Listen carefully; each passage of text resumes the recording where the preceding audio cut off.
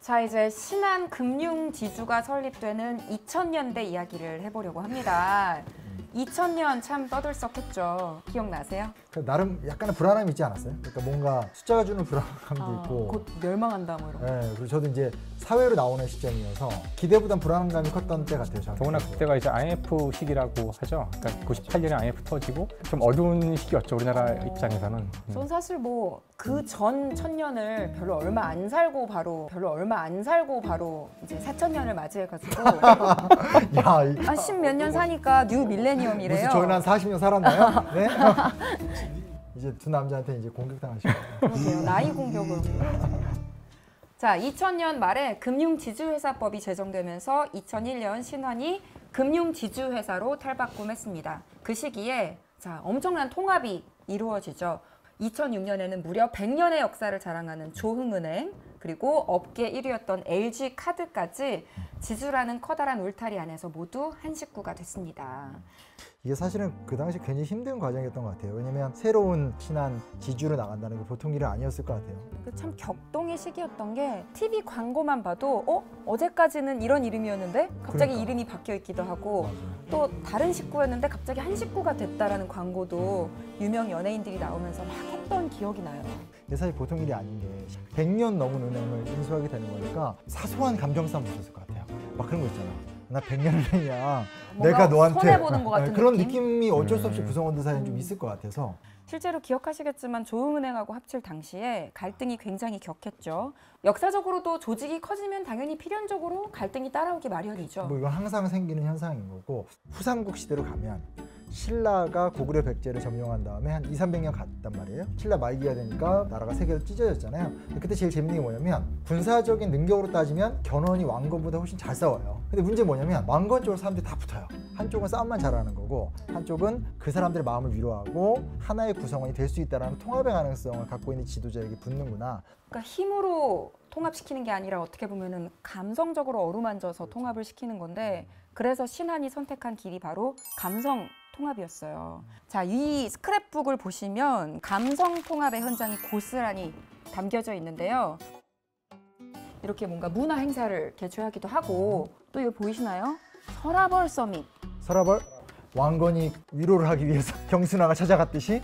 맞아요. 조흥은행과 신한은행의 임직원들 한 1,300여 명이 열차 2대를 아예 전세를 내고 경주를 다녀왔습니다.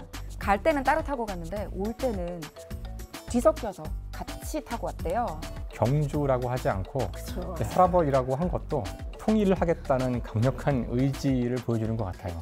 물리적으로도 설명할 수 있지 않나요? 물리적으로도 여러분들 고등학교 때 다 배우셨던 F는 MA라는 식이 있잖아요. 있었던 것 같아요.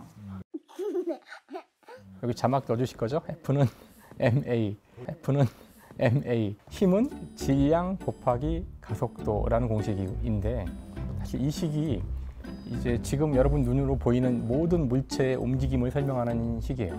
똑같은 움직임을 만들어내기 위해서 질량이 큰 녀석은 더 많은 힘이 필요하다는 뜻이죠. 그러니까 지금처럼 이제 조직이 커져서 더 많은 노력과 힘이 필요하다는 뜻이죠. 그만큼 정신적인 통합을 이루어내기 위해서는 뭔가 뚜렷한 이정표가 필요했을 것 같은데, 그때 탄생한 게 신한웨이예요. 5가지 핵심 가치를 담고 있습니다. 그리고 지금도 사용되고 있는 이 따뜻한 금융. 너무 아름다운 말 아닌가요? 따뜻한 금융? 따금.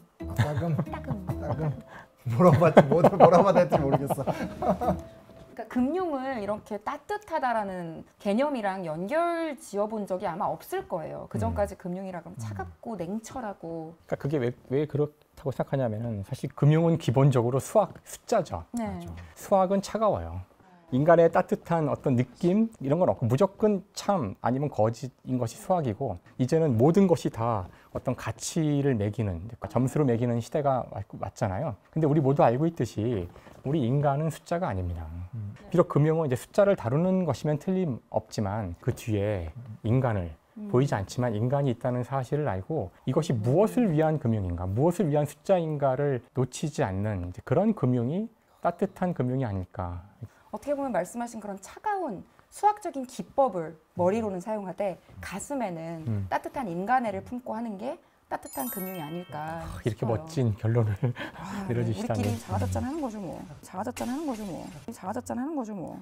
왜 잘해놓고 갑자기 그 말을 붙이면 자, 그런데 이렇게 명실공히 신한이 대한민국을 대표하는 금융그룹이 되었지만 시대가 바뀌면서 전혀 다른 새로운 경쟁자들을 마주하게 됩니다. 넘겨볼까요? 감사합니다. 어떻게 보면은 신한은 이미 1위고 골리앗이 됐잖아요. 하지만 여러 다윗들이 등장을 하게 됩니다. 한때의 그 시장을 치고 나가던 그룹이 이제 시장을 주도하게 되는 상황이 되니까 다른 어떤 신흥 주제에 의해서 막 당황하는 상황, 이런 것들을 또 신한이 어떻게 극복해 왔는가 혹은 극복해 갈 것인가, 이 질문 앞에 좀 서 있지 않나 그런 생각이 좀 들어요.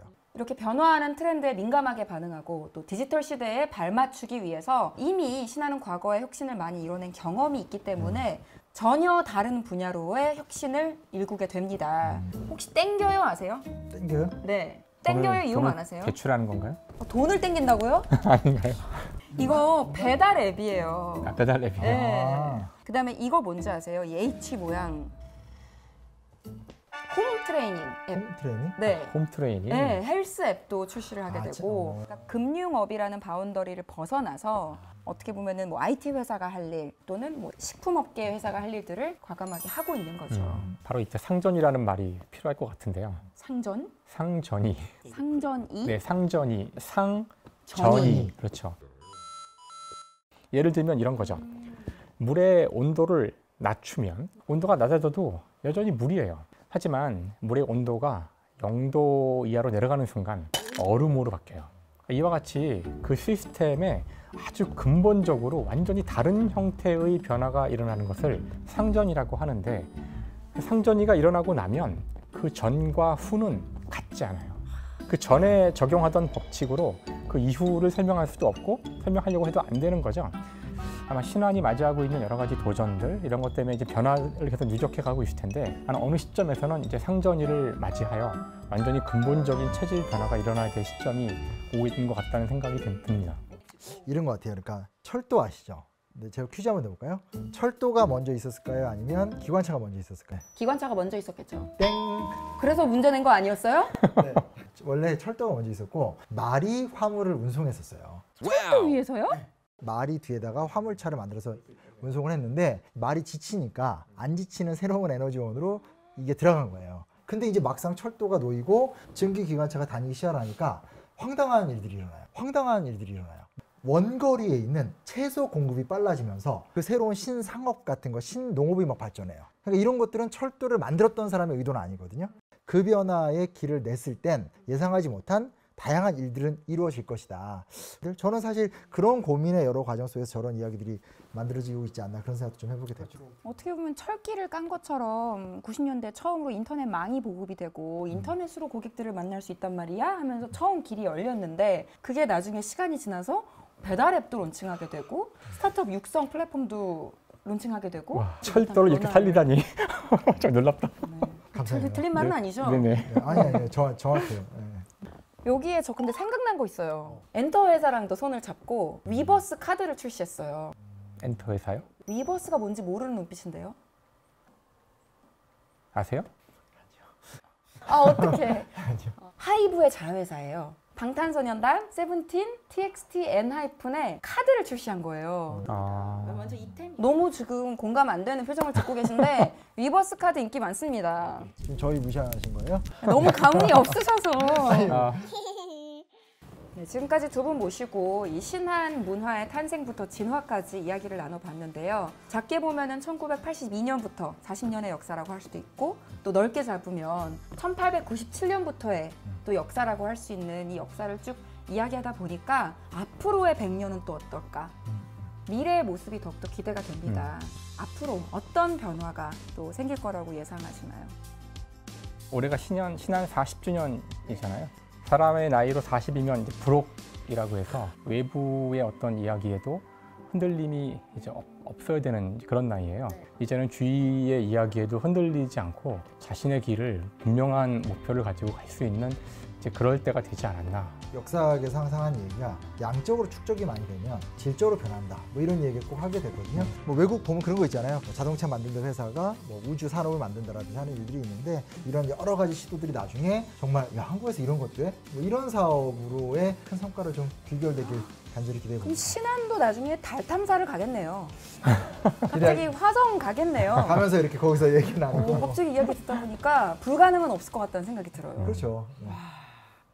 네, 존중과 협력, 또 상생 같은 이런 문화가 갖는 중요성을 신한은 일찍이부터 알고 있었던 것 같습니다. 또 이를 실천하기 위해서 기본적인 가치를 잃지 않았죠. 트렌드를 읽고 고객의 변화와 그 흐름을 이해하려는 노력이 있었기 때문에 지금의 신한금융그룹이 있게 됐다라는 생각이 드는데요. 과거와 현재 또 미래에도 혁신적인 금융그룹으로 고객들에게 깊이 각인될 것이라고 믿습니다.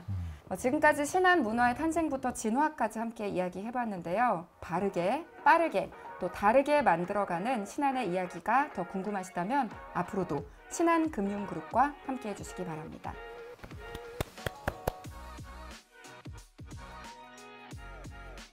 너무 귀엽지 않아요? 나중에 이 아이가 주인공으로 영화가 나올지도 모르는 거예요. 아, 그렇죠. 모든 게 무한한 가능성이 열린 시대가 됐습니다. 한번 이용해 보세요. 땡겨요. 떡볶이가 땡길 때 땡겨요. 샌드위치가 땡길 때 땡겨요.